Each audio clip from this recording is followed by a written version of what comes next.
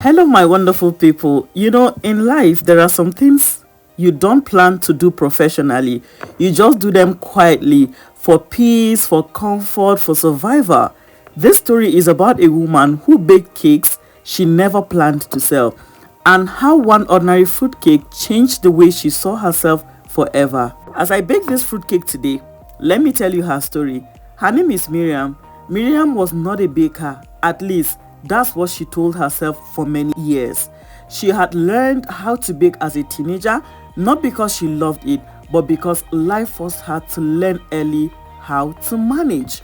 Her mother was always tired, bills were always waiting, and the cake was one of the few things that made the house feel warm. So Miriam baked, not beautifully, not perfectly, just responsibly. After school, before dinner, on weekends, when there was flour, sometimes with fruit, sometimes without. It was never about passion, it was about helping the house breathe. Years passed, life moved on. Miriam grew up, got married, had children, and like many women, she slowly placed her own skills on a shelf. Not because she forgot them, but because life became louder.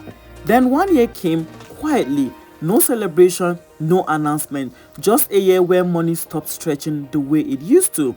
Bills didn't shout, they whispered, which was worse. Miriam did what many people do in silent season. She cut back, less outings, less enjoyment, less everything. One afternoon, while cleaning, she found an old notebook. Inside were rough baking notes, measurement written without confidence, margins stained with oil. She laughed.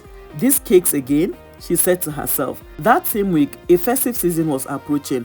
Everyone around her was talking about rich fruit cake, the dark ones, the expensive ones. Miriam had no intention of joining the conversation. But one evening, she baked a little light fruit cake for her family. When the cake came out of the oven, something happened. The house smelled safe. Her children hovered around the kitchen. Her husband paused mid-conversations. They sliced it, they ate it quietly. As I mix this fruitcake batter today, I think about Miriam, and I think about how many of us are sitting on something valuable, not because it isn't good, but because it isn't loud. We live in a world that celebrates noise, but some things grow best in quiet consistency. Here is the lesson today. You don't always need to become someone else to be successful. Sometimes you just need to become clear.